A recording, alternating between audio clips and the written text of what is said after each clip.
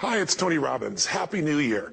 Listen, how's your new year coming out so far? I know it's early. It's January 15th, and I thought I'd send you out this little video message because you know what that day means, don't you?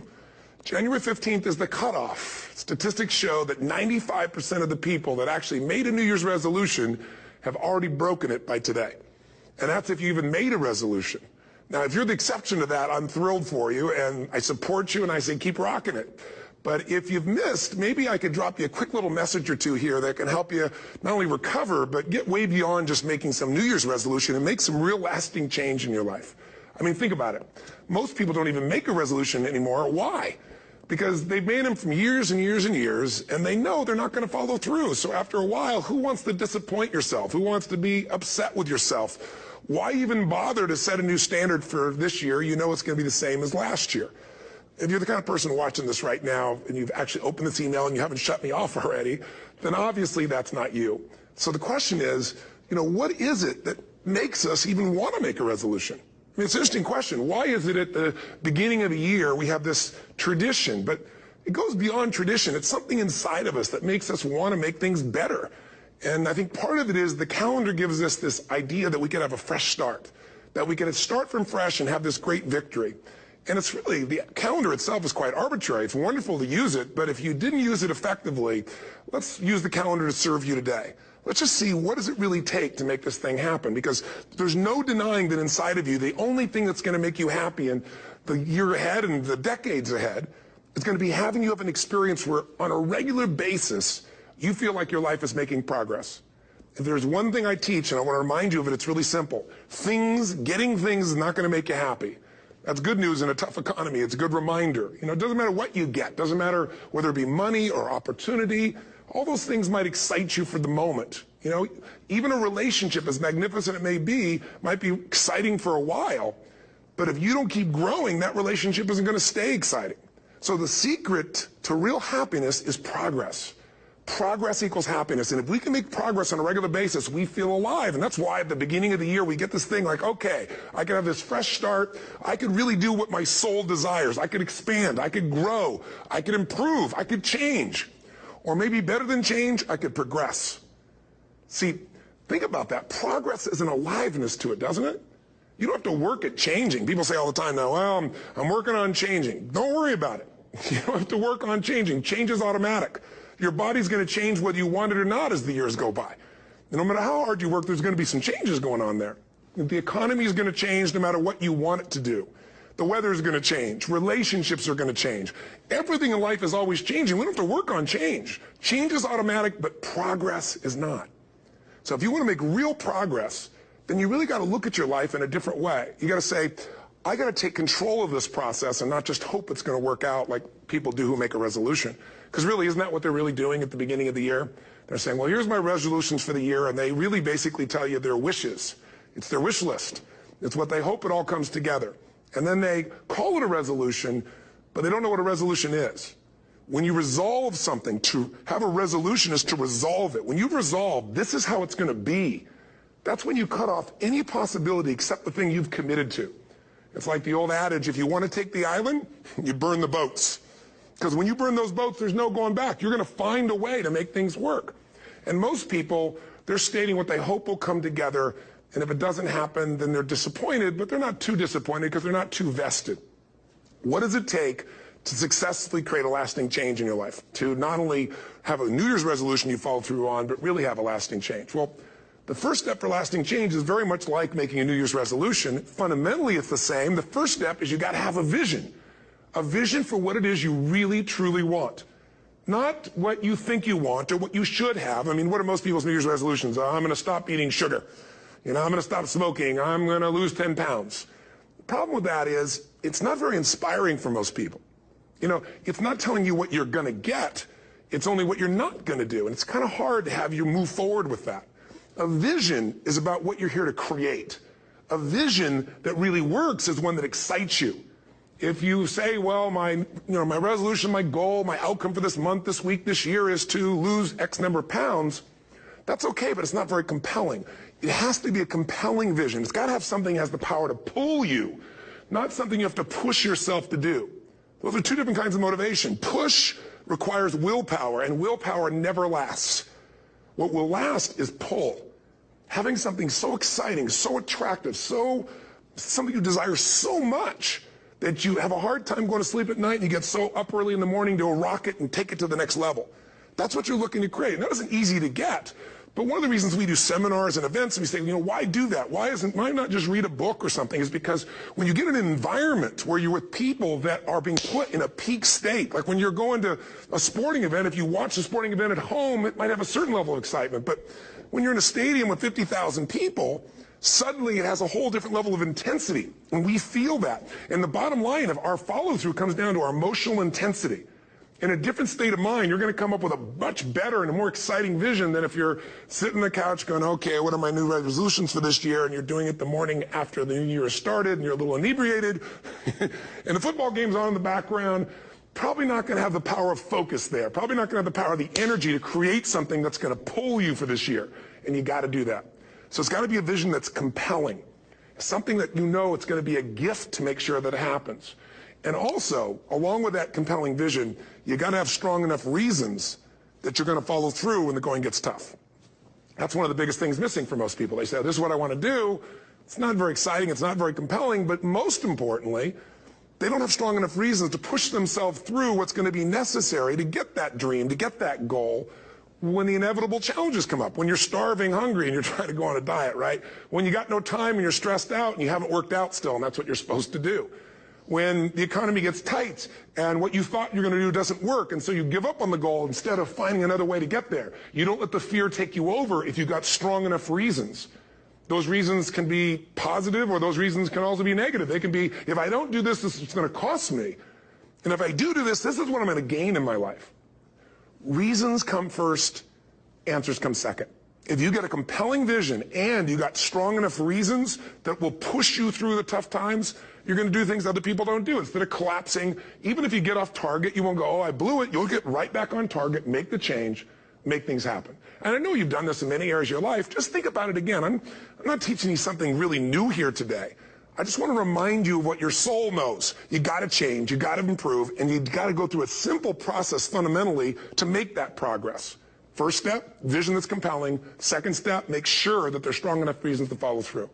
Third step, you got to review it and feel it every day. I mean, anything. Have you ever had this happen in your life? Has there been anything in your life that you've ever wanted so badly? You were so desirous of it. You had such a hunger for it that you couldn't stop thinking about it. Could have been a career move, could have been when you were a kid, a car, it could have been a relationship, it could have been anything, but you were obsessed. You wanted to make this happen. You wanted to attract this to your life. You just wanted something. And you didn't even know how to get it. But it was so compelling to you. You kept thinking about it every day, envisioning it, imagining it, feeling it. And then stuff happened. And suddenly you started to attract people or situations to your life, and it just came together. Like, you didn't even have a total plan. It was just that it was so a part of your focus with so much intensity and emotion so often that it sensitized you to notice anything that could get you there. There's a part of your brain called the reticular activating system. For short, we call it the RAS. That part of your brain determines what you notice in the world.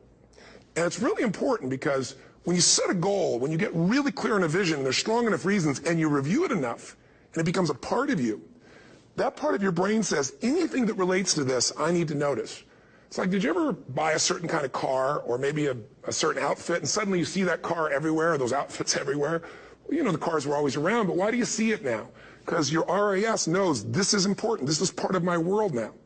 Similarly, when you really get clear and it's compelling and you're reviewing it every day, you've got strong reasons and you're reviewing it every day and you're feeling it, the brain becomes incredibly acute at noticing anything to get you to move forward. And so that's the power of this. So, you know, what do people do with a New Year's resolution? They come up with something they kind of want. It's not a compelling vision. They don't really have strong enough reasons, and they never review it again until they notice that they broke what they said they really want to have make happen, because they didn't really resolve.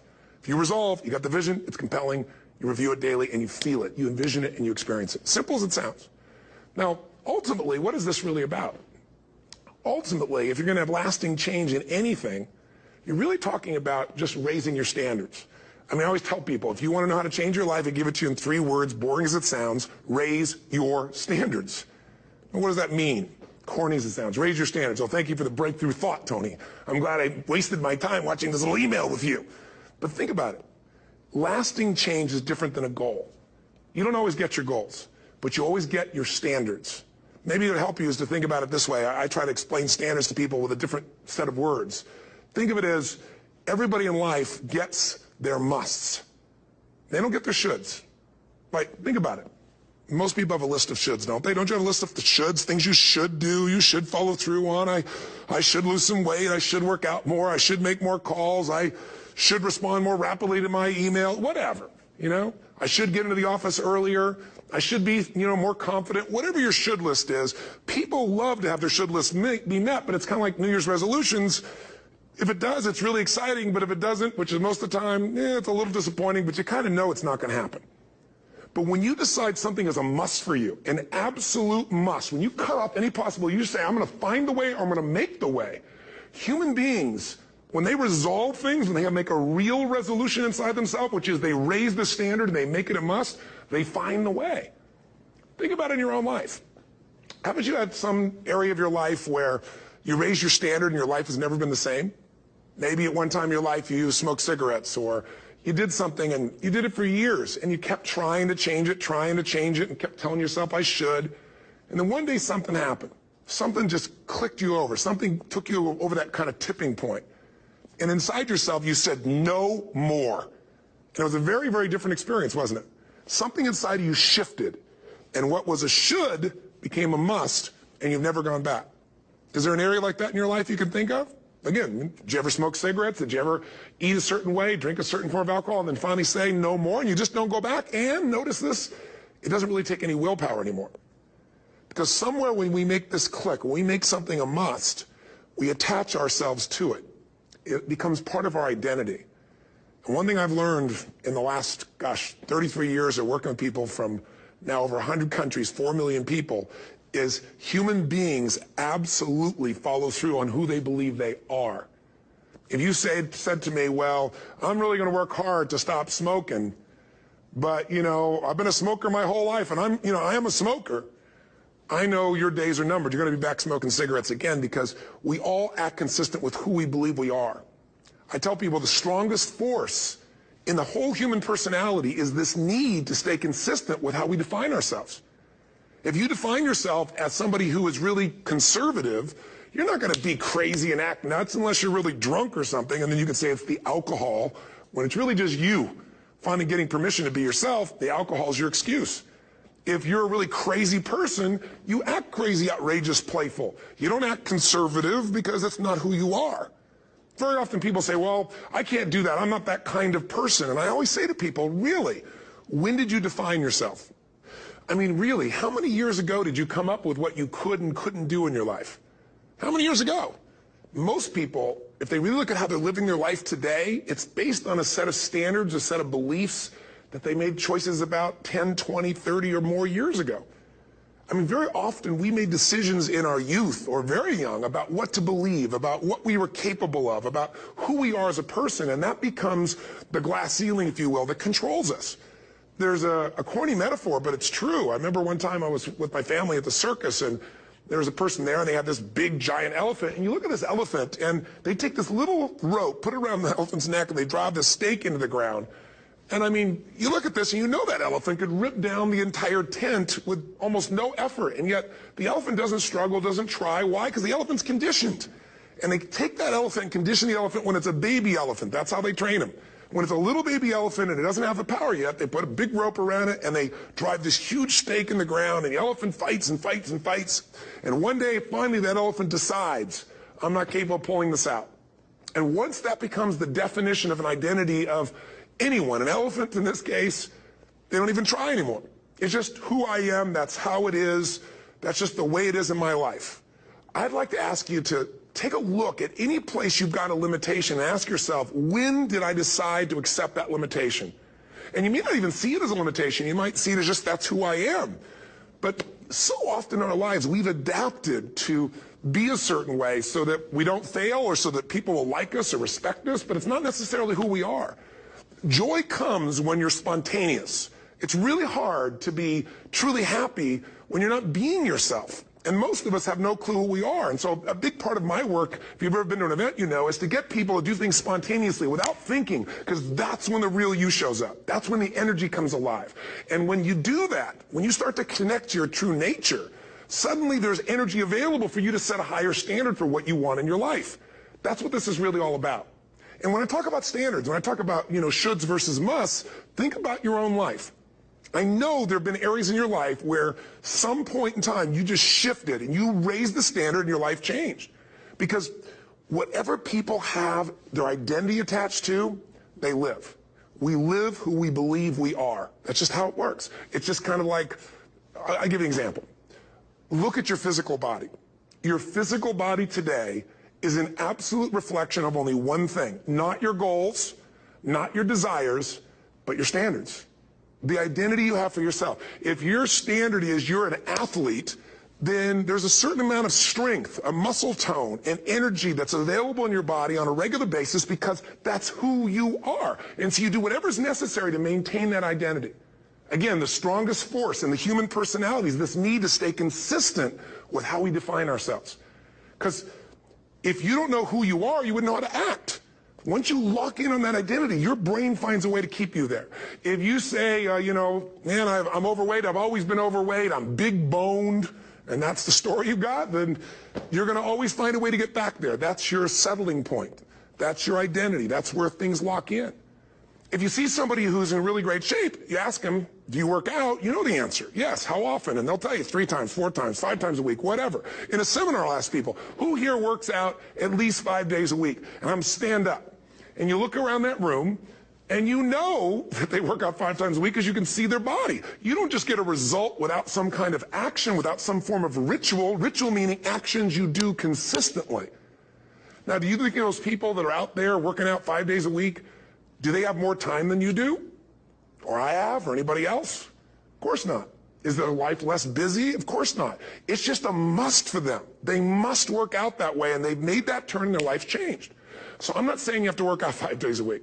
I'm just saying whatever you really want, wants don't get met consistently. Standards do.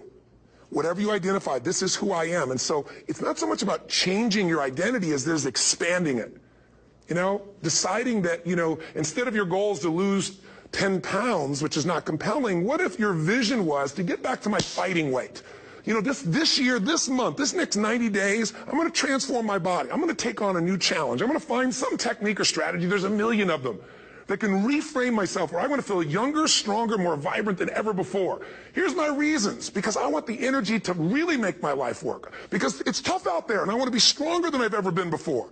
I want to go in front of the mirror, and if I'm naked, not, you know, want to laugh. I want to look there and take a good look and go, yeah, I'm proud of whatever I see there.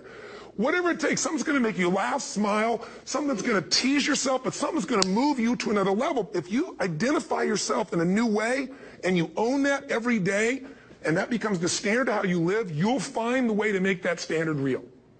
Money's the same way. Think about it. It doesn't matter what's happening, quote unquote, in the marketplace. People that make money find a way to make money no matter what, don't they? I mean, most people's standard is to pay their bills. So that's what most people find a way to do, even when economic times get tough. Most people, if that's their absolute standard, they find a way. Some people's standard is pay their bills most of the time. And so most of the time they do. Some people's standard is not just to pay their bills, but to take care of their family and maybe even some of their friends. And they find a way. In fact, you know, some people may be in a family where they don't have enough money. They barely have money to pay their bills. They work their guts out. And then somebody, their mother, their father, somebody else, their sister gets ill, and there's not enough money to take care of it. Nobody else has money in the family. They don't either, but they find a way to get that money to take care of their mother or father, don't they? And pay their bills. They never could do it before. Why? The situation made them raise their own standard. And not everybody does that. Somebody else in the family might have money and still not take care of their mother. It all comes down to the inner game, my friends. Changing your life is a change in the inner game. The outside world you can't control, but you have absolute control over this one if you learn the dynamics of what shapes you. And identity is one of those simple, clear, fundamental basics that if you start to shift it, everything else will shift in your life as well. Some people, by the way, have to have more than enough money to do what they want, when they want, where they want, with whomever they want, contribute the way they want. And if that's their must, they find a way. I know that sounds overly simplistic, but it's true.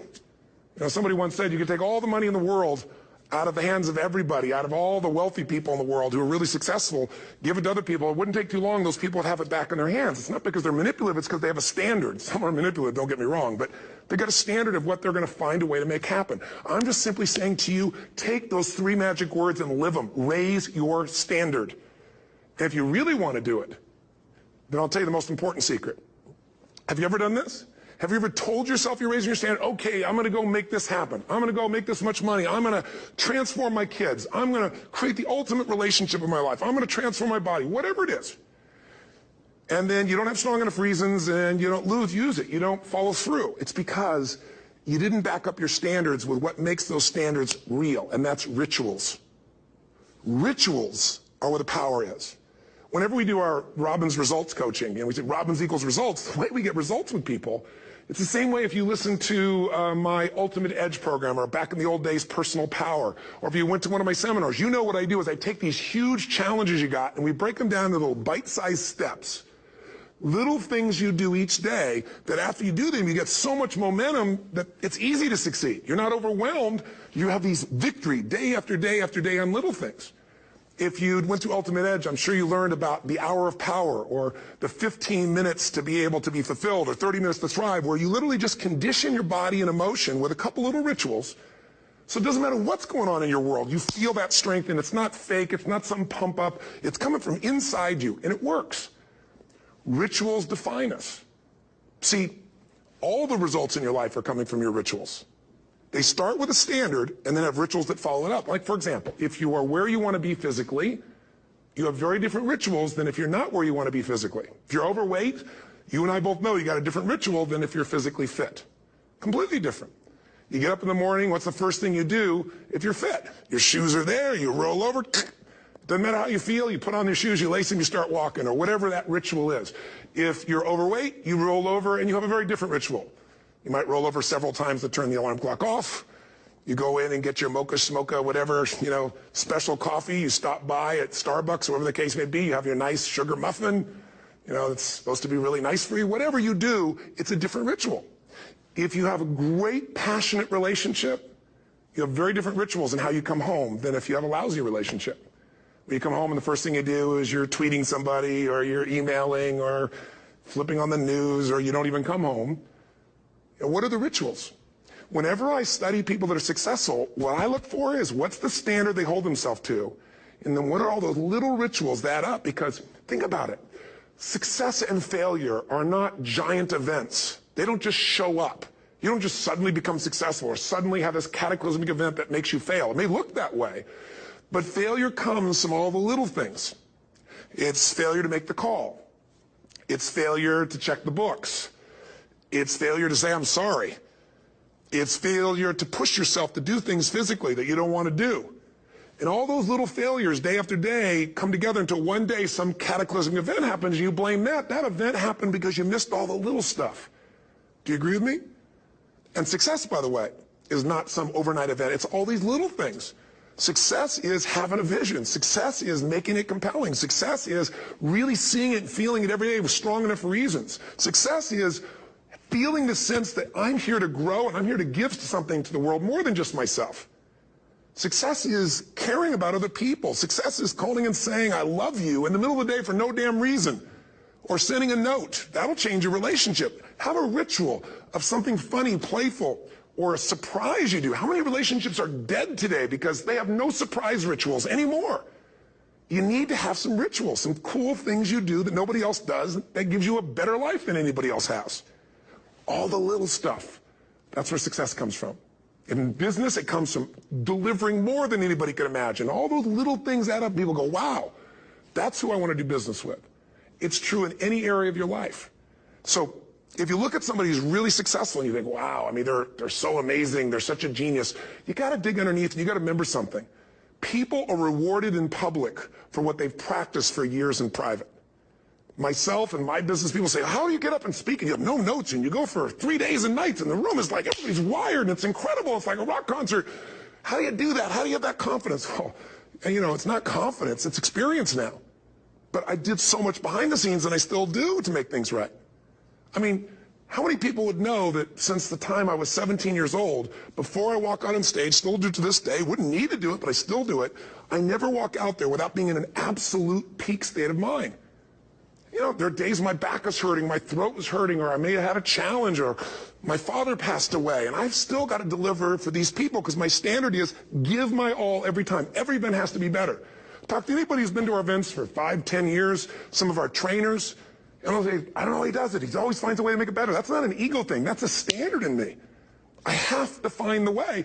And my ritual, though, is I prepare, I think, I gather new information, I figure out how to put something across better. What do people need? I spend time with our customers. I see what's going on. And before I get on stage each time, I have this little ritual to put myself in a state of mind.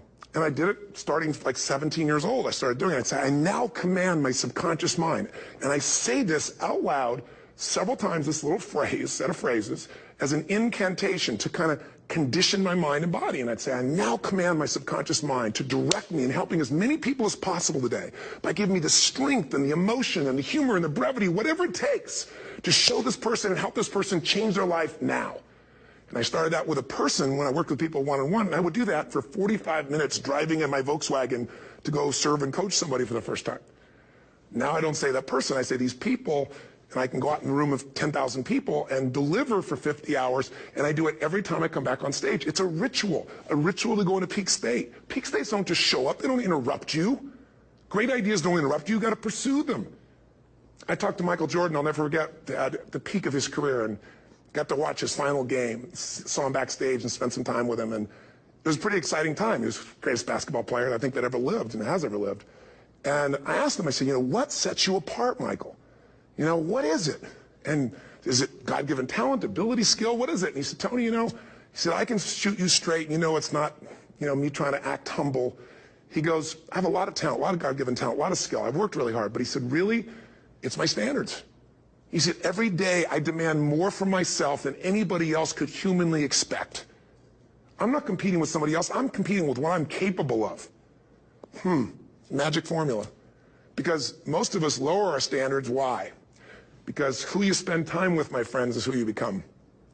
One of the biggest reasons I started going to seminars when I was like 17 is I had nobody around me as a great role model. I could read about somebody, but being around people, being in that environment was very different. Finding a way to go to work with someone who lived that standard of life was very different.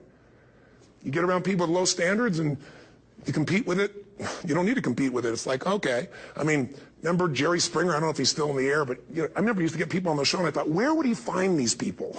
And why would people watch? I'll tell you why they watch. They watch these people and go, my life's still pretty darn good compared to that person. Look at them. You don't have to change your life. All you have to do is find somebody with a lower standard and you'll feel good about yourself. But if you feel that good feeling, it's an illusion. The only thing that's going to make you happy, my friend, and this year or any other, is to step up. It's to raise the standard. It's to discover what you're capable of and feel that incredible power of pushing through whatever's holding you back and get to the other side of more of your true self. That's what this game's all about. And look at the best in the world in anything. Tiger Woods, what's his vision? To win golf tournaments? No, to be the best that ever lived. That's his goal. That's his vision. But here's what's interesting. He backs it up with rituals. If you just have a vision and you don't have the rituals, stop lying to yourself. His rituals are, he started doing things nobody did before. He went and started lifting weights. Golfers lifting weights? No way. He went out and he changed his swing when he was the best in the world because he realized in order to be the best that ever lived, he was going to have to change his swing. If you know anything about golf, you don't change your swing when you're the best. And he went and retrained himself because he has different rituals than other golfers. Now many people are modeling his rituals to get better. It's amazing. You know, you look at somebody like Michael Phelps, the 2008 swimmer, won 7, you know, only 2 people I think in history, if I remember correctly, that have gotten 7 gold medals in one session. And here's a guy, he's got number 6 under his belt and he's exhausted and he's going in for that final swim. I'm sure you remember. And how does the guy win? By 1/100th of a second.